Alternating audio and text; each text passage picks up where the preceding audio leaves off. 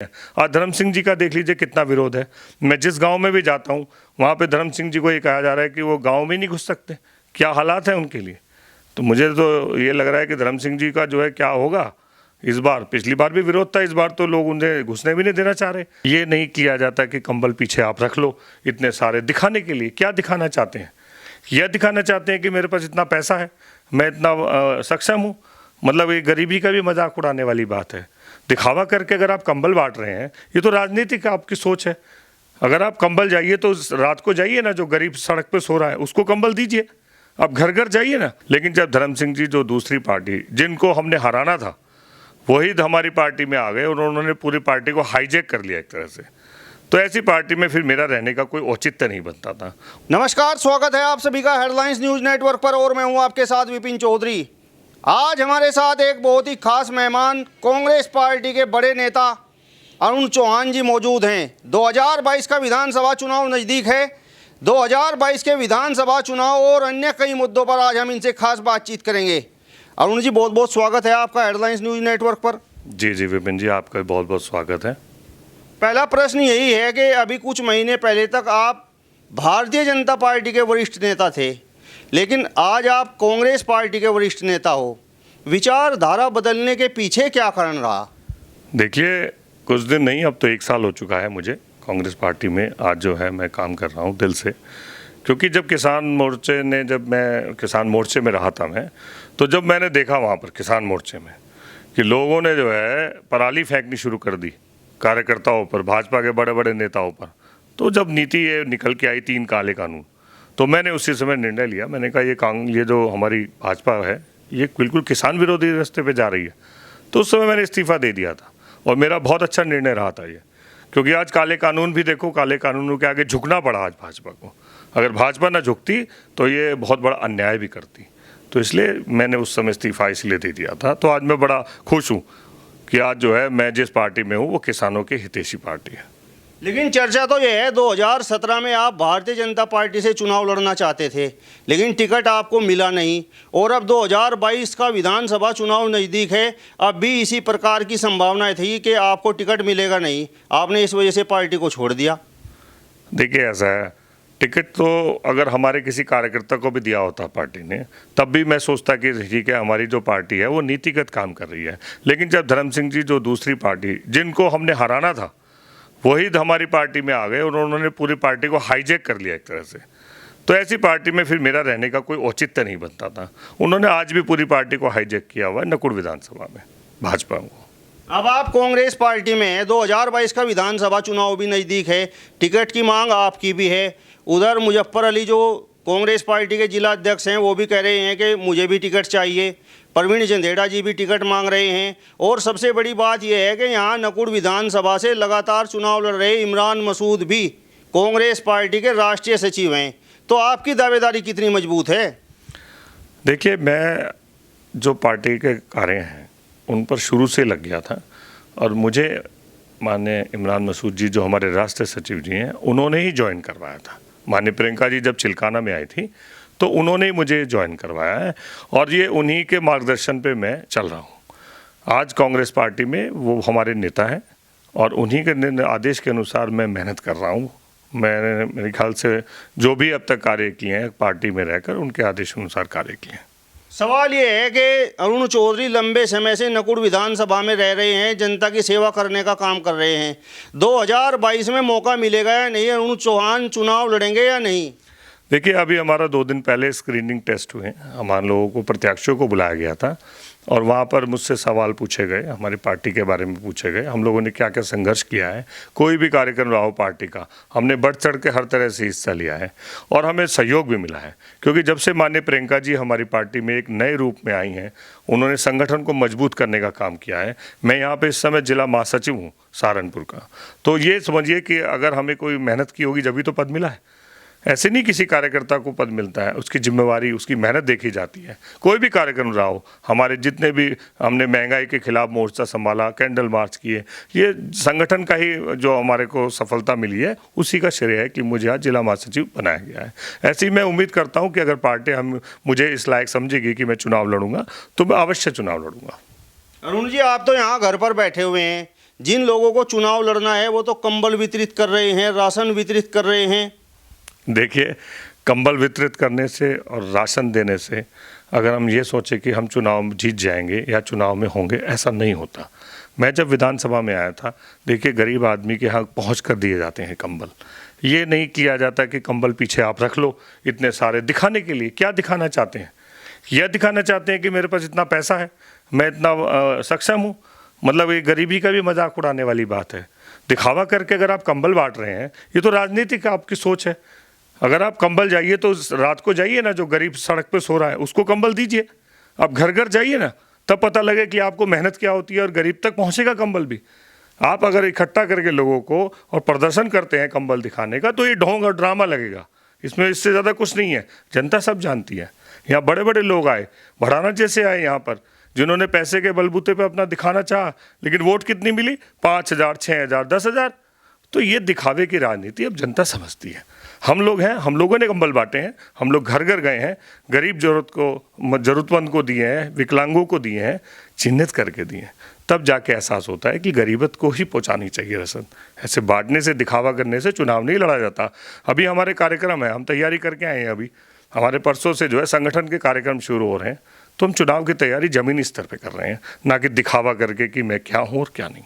यदि आपको टिकट मिलता है तो आपका मुकाबला तो धुरंधरों से होगा। एक तरफ भारतीय जनता पार्टी के डॉक्टर धर्म सिंह सैनी है, दूसरी तरफ साहिल खान भी चुनाव लड़ने की तैयारी में है, जगपाल दास भी चुनाव मैदान में हैं, और बहुजन समाज पार्टी से जो चर्चाएं हैं वो महिपाल सिंह माजरा जी की हैं, वो पूर्व में विधायक रह चुके हैं। किस तरीके की आपकी तैयारी है? कैसे इन धुरंधरों से आप पार पाओगे? देखिए, मैं 8 साल से नकुड़ विधानसभा में हूँ, और 8 साल में जब ये कोरोना काल रहा था, मैं 1.5 साल, मेरा ऑपरेशन भी हुआ, मैं 1.5 साल ही नहीं रह पाया बीच में। नहीं तो मेरे को यहाँ पर पूरे एक एक गांव में बच्चा जानता है मुझे। अरुण चौधरी को बच्चा जानता है, क्योंकि वो जानता है कि हम लोग सेवा के भाव से आए हैं।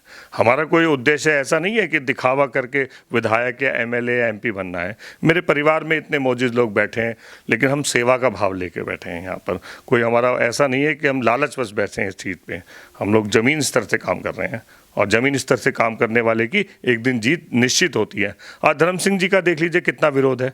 मैं जिस गांव में भी जाता हूं, वहां पे धर्म सिंह जी को ये कहा जा रहा है कि वो गांव में नहीं घुस सकते। क्या हालात हैं उनके लिए?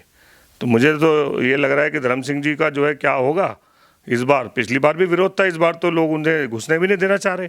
और दूसरी बात, रही बात साहिल खान जी की, साहिल खान जी ठीक है, मैं मानता हूँ उनके पास पैसे की कमी नहीं है, लेकिन पैसे के बलबूते पे चुनाव नहीं लड़े जाते। और रही बात बसपा की, बसपा को आप जान ही चुके हैं कि बसपा का ग्राफ कितना नीचे जा रहा है, क्योंकि जो मुद्दे ही नहीं है उनके पास, सिवाय पैसे की राजनीति है, वो अब लोग नहीं नकार चुके हैं पैसे की राजनीति। लेकिन डॉक्टर धर्म सिंह सैनी तो यहाँ से लगातार चुनाव जीत रहे हैं। देखिए, ये इस नकुड़ सभा का भी दुर्भाग्य रहा है। पिछली बार उनकी जमानत जब्त होती, लेकिन क्योंकि मोदी लहर थी, हम तो जानते हैं, ज़मीनी हकीकत बतानी चाहिए, सच बोलना चाहिए, मोदी लहर थी। लेकिन आज इस बार मोदी लहर नहीं है। इस बार अगर मोदी और अमित शाह दोनों भी नकुड़ विधानसभा में आ जाएंगे ना सभा करने, इस बार दोनों को जो है यहाँ से मुँह की खानी पड़ेगी, क्योंकि इस बार जनता जान चुकी है कि जो इस बार कांग्रेस में जो जान आई है प्रियंका जी की वजह से, वो हल्के नहीं है।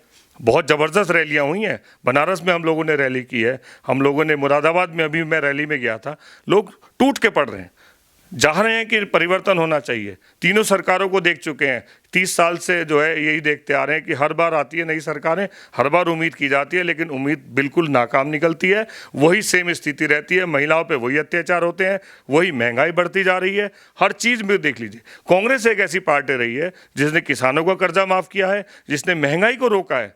अगर ये कहते हैं 70 साल में हमारी कांग्रेस ने क्या नहीं किया, तो 70 साल में आप लगा लीजिए 450 से सिलेंडर 7 साल में 1,000 रुपये हो गया।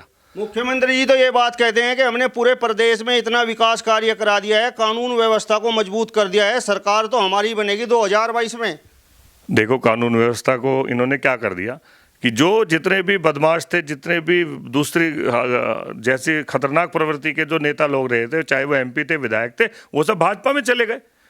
जब सत्ता में ही सारे लोग चले जाएंगे तो अपने आप ही गुंडाराज तो आधा वैसे ही कम हो गया। जब सत्ता में गुंडे रहेंगे, सत्ता में ऐसा माहौल होगा, तो गुंडाराज कहाँ दिखेगा? देख लीजिए आप, हाथरस के कांड देख लीजिए, सेंगर जी वाला देख लीजिए, कुलदीप सिंह सेंगर वाला विधायक तो थे, तो सब विधायकों का ही इनमें आधे से ज़्यादा इन्वॉल्वमेंट गुंडागर्दी में रहा, तो उसको कौन दिखाएगा, उनके खिलाफ कौन मुकदमे दर्ज करेगा। अखिलेश यादव ये कह रहे हैं कि सरकार 2022 में हमारी आएगी, 400 सीटें जीतेंगे। देखिए, अखिलेश जी के पास सिर्फ एक चीज़ है और वो है आंकड़ा। ये इसको हम नकार नहीं सकते, क्योंकि आंकड़े के नंबर से वो दूसरे नंबर की पार्टी है। और ये जनता में भी ये चीज़ मैसेज जा रहा है कि नहीं, दूसरे नंबर की पार्टी ही, वही पहला और दूसरे की लड़ाई मानते हैं। लेकिन ज़मीनी मुद्दे जो हैं, ज़मीनी मुद्दों पे तीनों पार्टियां फेल हैं। भाजपा भी फेल है, बसपा भी फेल है, सपा भी फेल है। क्योंकि जब सपा की सरकार आई थी तो आपने देखा होगा कि सिर्फ यादववाद चला, सिर्फ यादववाद, यादव हर गए, सारे अधिकारी यादव हो गए। आपने भी माहौल देखा। तो जब ऐसी गुंडागर्दी आतंक उठागा तो अपने आप ही सरकार को जनता उखाड़ने का काम करेगी। लेकिन जब से प्रियंका जी आई हैं, मैं आपको एक बात बता रहा हूं, जब से उन्होंने, ये तो 2 साल अगर कोरोना काल ना होता तो प्रियंका जी तो आज इस समय मुख्यमंत्री नहीं कहाँ पे पहुंच चुकी होती कांग्रेस पार्टी, क्योंकि जमीन पे मेहनत जो करेगा वो दिखेगा। अरुण जी, आप ये बात बताइए, 2022 में जनता कांग्रेस को वोट क्यों करेगी, जबकि भारतीय जनता पार्टी तो लगातार कांग्रेस पर शब्दों के बाण चलाती है और कहती है कि आज़ादी के बाद से कांग्रेस पार्टी ने देश में कुछ नहीं किया, केवल देश को लूटने का काम किया।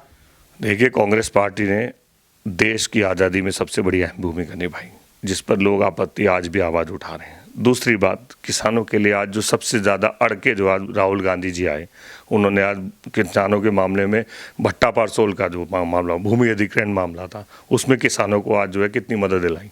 आज ये देख लीजिए कि अगर हम किसानों के लिए लड़े हैं तो आज किसान भी इस बात को समझ गया। लखीमपुर खेरी में देख लीजिए आप, कितने किसानों को जो कुचल दिया गया। तो माननीय प्रियंका जी आई रात के 2 बजे, जब हम लोग सो रहे थे तो वो किसानों के बीच में थी, उनके पीड़ितों के बीच में पहुंच के काम किया। तो इसलिए कांग्रेस ने हर जगह, हर मोर्चे पे, चाहे मजदूर जब पलायन कर रहे थे, हजारों मजदूर मर गए रास्ते में, सरकार तब जागी जब 1000 2000 का आंकड़ा पार होने लगा मजदूरों का, तब भी इन्होंने बसें दी, तब भी ट्रेनें चली। अगर ये ट्रेनें और बसें पहले चला देते तो शायद इतने मजदूर ना मरते। तो कोई भी मुद्दा रहा हो, चाहे वो एनआरसी का मुद्दा भी, सीए का मुद्दा भी रहा हो, वहाँ पे भी कांग्रेस ने जो है हमेशा सपोर्ट किया है। तो इसलिए कांग्रेस को आज, कांग्रेस की तरफ को जनता निगाह देख रही है माननीय प्रियंका जी के नेतृत्व में। कांग्रेस तो राष्ट्रीय पार्टी है। लखीमपुर खीरी तो प्रियंका गांधी जाना चाहती थी, लेकिन वहाँ जम्मू कश्मीर में आइडेंटिटी कार्ड देखकर लोगों को गोली मार दी गई, वहाँ कोई नहीं जाना चाहता। देखिए, बिल्कुल आपने जो बात कही है बिल्कुल सही कही है। वहाँ पर के, वहाँ के जो हालात हैं, वहाँ के हालात ऐसे हैं कि क्योंकि भाजपा ने ऐसा एक बीज बो दिया है वहाँ पर, उन्होंने जो ये जेडीपी जो थी पार्टी, उसके साथ जो गठबंधन किया था, उस गठबंधन से वहाँ पर जो है ये पनप गया और उसको ख़त्म नहीं किया जा सकता, क्योंकि भाजपा की दोगली नीति वहाँ पर दिखाई देती थी। एक तरफ तो उसके साथ मिला के जो है सरकार बना दी और बाद में जो है वो हट गई। इसलिए वहाँ पर जाने का मतलब, वहाँ पर कोई भी मुद्दा उठता है तो वहाँ पे जो मामले पूरे फिर वो देश तक पहुँच जाते हैं मामले। तो वहाँ पे इसीलिए मैं, वैसे तो जाना चाहिए, क्योंकि अगर कहीं पे भी कोई घटना होती है तो उसका आवाज़ उठाने के लिए हमारी पार्टी भी जाएगी, ऐसी बात नहीं है, जाना चाहिए। कांग्रेस पार्टी भी कृषि कानूनों को लेकर लगातार किसानों के बीच में थी और भारतीय जनता पार्टी लगातार ये बात कह रही थी कि जो विपक्षी दल है वो लगातार कृषि कानूनों को लेकर राजनीति कर रहा है। प्रधानमंत्री ने कृषि कानूनों को वापस ले लिया है और अब भारतीय जनता पार्टी के लोग कह रहे हैं कि हमने विपक्ष की राजनीति ख़त्म कर दी है। देखिए, किसानों की, ठीक है, मैं मानता हूँ ये काले कानून तो ये हटने थे, ये तो माने हमारे राहुल गांधी जी ने कह दिया था कि एक दिन ये काले कानून जरूर हटेंगे, क्योंकि ये बिल्कुल किसानों के खिलाफ थे। दूसरी बात, अब मुद्दा एमएसपी का आता है। एमएसपी के मुद्दे पर जब प्रधानमंत्री हमारे जो मोदी जी हैं, जब ये खुद ये मुख्यमंत्री थे गुजरात में, इन्होंने ही अपने आप ही एक इशू किया था ऑर्डर कि एमएसपी पे कानून लागू होना चाहिए, क्योंकि एमएसपी पर जब तक कानून नहीं लागू होगा तब तक भी किसानों को कोई भी रियायत नहीं मिलेगी। तो प्रधानमंत्री बैक फुट पर आ गए क्या? प्रधानमंत्री को आना पड़ेगा। ये किसान जो है ये ऐसे नहीं जाएगा। ठीक है, कानून आपने हटा दिए, मैं मानता हूँ बहुत अच्छा निर्णय रहा है, इसमें किसानों की जीत हुई है, लेकिन जो ये कानून के जो एमएसपी पे कानून है, ये भी एक इतनी बड़ी समस्या है, क्योंकि ये एमएसपी का कानून और ये कानून से सब रिलेटेड थे आपस में एक दूसरे के। तो ये थे हमारे साथ में कांग्रेस पार्टी के वरिष्ठ नेता अरुण चौहान जी, जिन्होंने 2022 के विधानसभा चुनाव और अन्य कई मुद्दों पर अपनी बेबाक और बेखौफ राय रखी है। यदि आपको ये वीडियो पसंद आया हो तो इसे ज़्यादा से ज़्यादा शेयर कीजिए, लाइक कीजिए, कमेंट्स कीजिए और इसके साथ साथ हमारे चैनल को भी सब्सक्राइब कीजिए। नमस्कार।